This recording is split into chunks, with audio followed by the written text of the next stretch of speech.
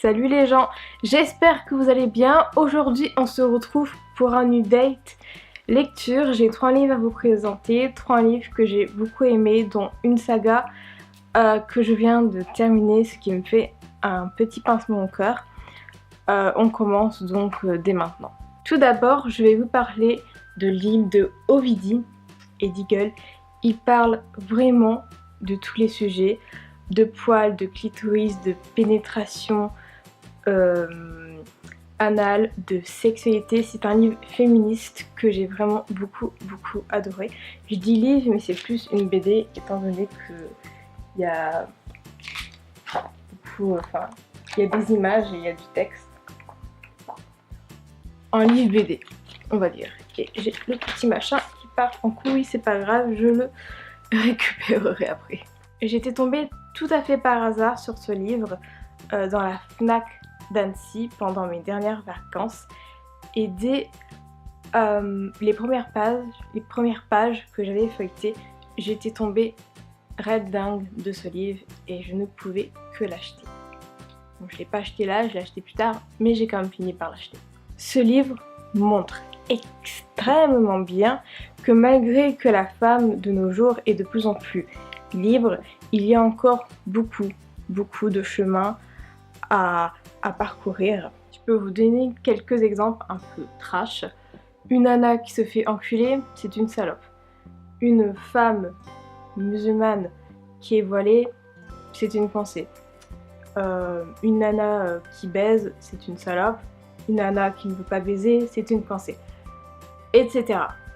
Encore aujourd'hui, les hommes, certains hommes, bien entendu, notre Halloween, ont du mal à enregistrer dans leur petit cerveau que les femmes sont des êtres humains comme eux.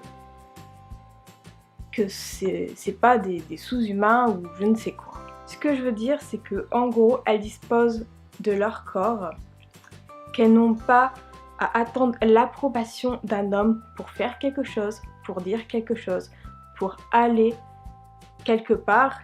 Et il y a encore beaucoup d'hommes,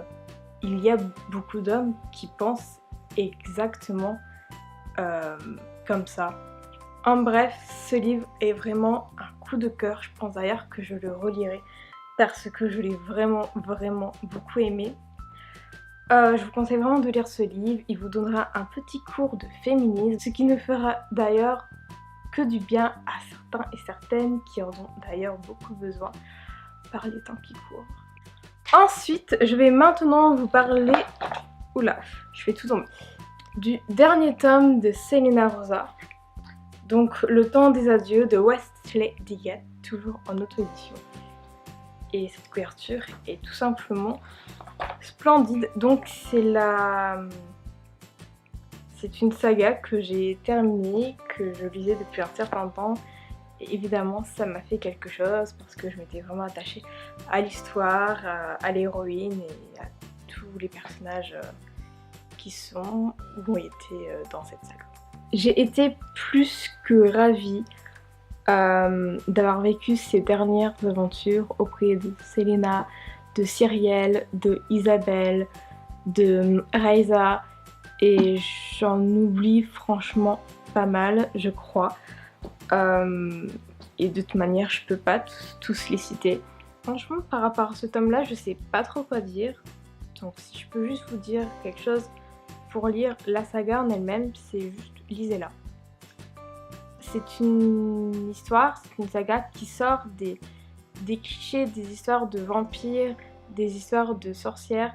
L'écriture de l'auteur est vraiment très mature. C'est une écriture que je trouve particulièrement travaillée et j'aime beaucoup son style d'écriture.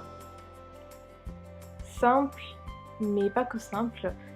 Et aussi, l'histoire en elle-même est vraiment très mature. Donc, si vous avez lu Twilight, ce que personnellement je n'ai pas lu, ça n'aura rien à voir avec ça. C'est vraiment super mature, c'est super profond, c'est juste génial en fait.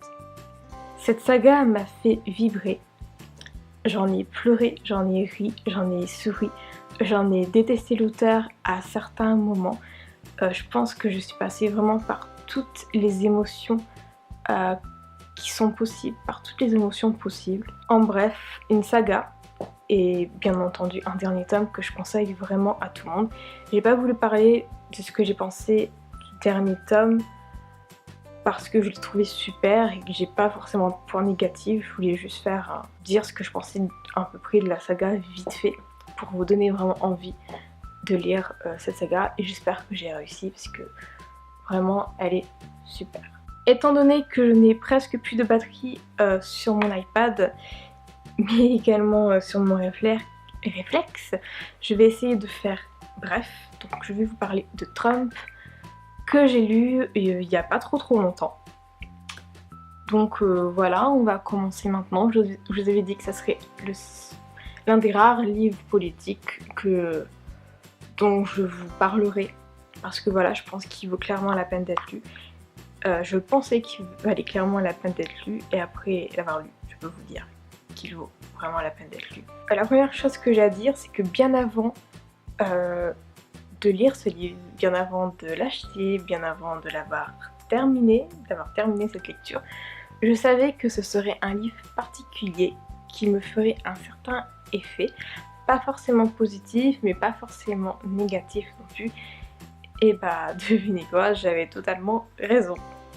Trump est un homme hyper conservateur, il est raciste, il est misogyne, il est homophobe. C'est pas ce livre qui m'a fait découvrir tout ça, je le savais déjà, mais en fait en lisant ce livre on le découvre encore plus qu'il est misogyne, homophobe, raciste, mais genre level 3000, si on peut dire ça comme ça. Ce livre nous fait découvrir que cet homme n'y connaît rien à la fonction présidentielle, qui ne sait rien, que c'est un véritable idiot et qu'on se demande un peu ce qu'il fait là. D'ailleurs, j'aimerais vous lire certains extraits que j'ai surlignés sur Kindle. Par exemple, Trump refuse de lire quoi que ce soit, même les mémos d'une page, même les synthèses de documents d'orientation politique, rien. Il se lève en pleine réunion avec des dirigeants mondiaux parce qu'il s'ennuie. Bordel, t'es président des États-Unis, mec! Je vous conseille vraiment de lire ce livre, que vous vous intéressez un minimum à la politique ou pas, que vous soyez politisé ou pas. C'est un livre que personnellement j'ai trouvé super intéressant et que je vous conseille du coup. Bref, j'espère que cette update lecture vous aura plu. En attendant, je vous souhaite d'agréables lectures et on se retrouve très bientôt pour de nouvelles vidéos. Ciao!